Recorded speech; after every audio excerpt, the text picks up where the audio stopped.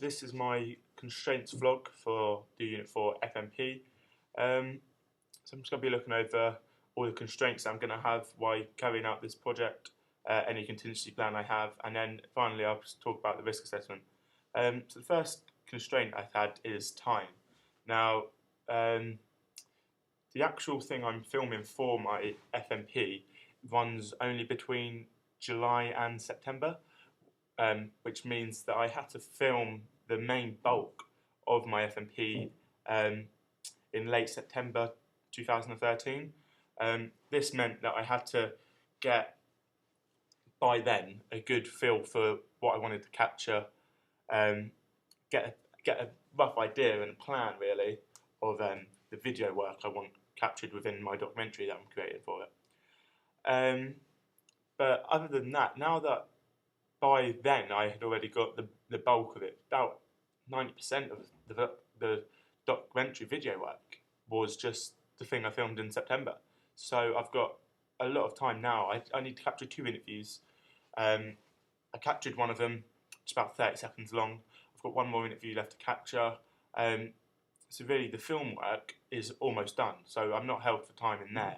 It's just some Photoshop work I need to create now to put throughout different times in my documentary. So the next section is costs. Now, in terms of the equipment, I've got my own camera, I had my own SD cards, so that really wasn't a problem. The only cost really I would have is the fact that my documentary is based in Gouda in Holland. So although, because my dad's part of the activity that I'm filming, me and him went out there for free, obviously I needed euros for food, drink, etc. So really that's the only cost for my whole documentary, really. It's just the cost for my food and drink in that weekend that I was out in Holland. Personnel. Now, there's not really a constraint to do with personnel because I'm filming the competition, the final competition, at the evening of the championships. All the personnel are there. They've turned up because they've managed to get to the final 10. So they're obviously going to turn up, which means there's not a danger of me losing personnel for filming, because which helps actually, because obviously there's not that rushing around trying to find, oh well, we need Bob, where's Bob gone? So that's just a load off your mind really when you get it like that. So resources. In terms of resources, as I said, I've got my own camera and my own SD card, so there wasn't really a constraint on the resources because I didn't need to book them or buy them. The only thing I needed to buy was backup batteries for my camera in case batteries were running low. So that was straightforward. It was just a case of packing in my suitcase, my camera, a couple of SD cards, and a pack of AA batteries. The legal and ethical considerations. Now, this is where I do have some constraints. Where there are people from all different ages within the band in activity, obviously there is the legal contrary release form. Now, what I'm doing, I'm about to email a form to the head of the DCE Championships Committee to ask him to sign a release form if he could, because then that would cover me for all 10 bands that I filmed for my documentary, because they sign up to the activity. When they do that, they sign an agreement that videos and that will be created. So just one contrary release form signed by the head of the committee will cover me. I have spoke to people within the activity to find out if that is the case, and they have said yes. So now, copyright laws, because the bands play certain songs. To take one of them did part of the Circle of Life this year. The fact that they only do small segments, there's not going to be copyright infringements. And the owner.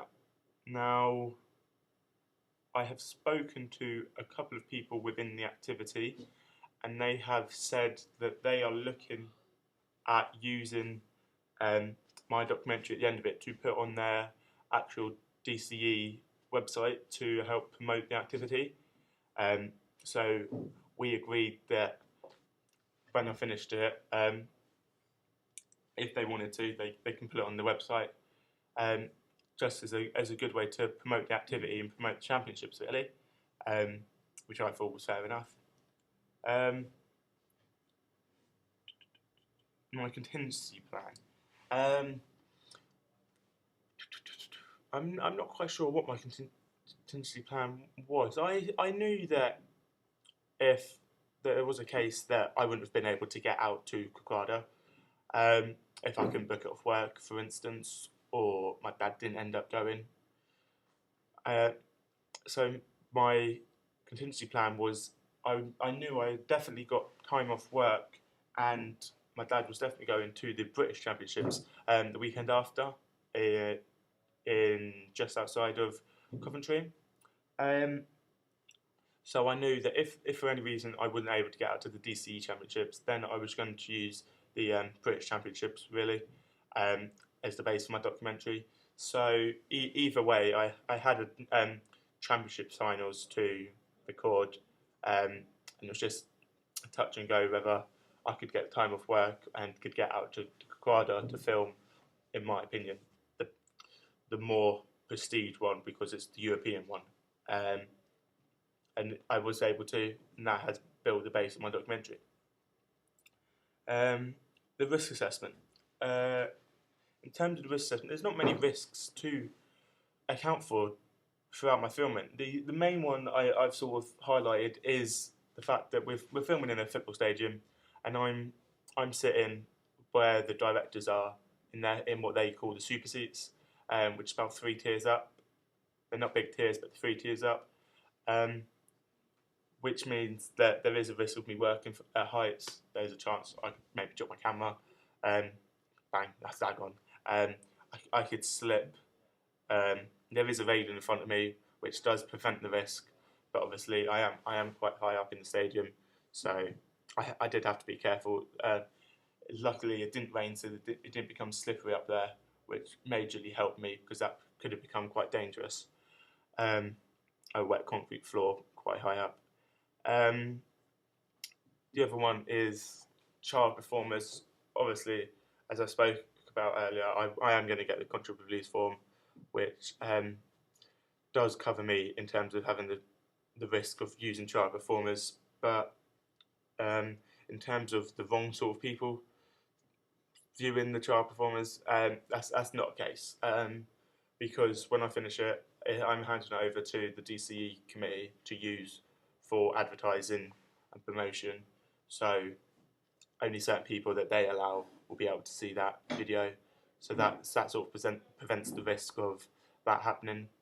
And that's really it, to be honest. I'm getting the risk assessment completed over this weekend. I'm going to get obviously the right people to sign. I'm going to get Scott to have a look at it, to sign.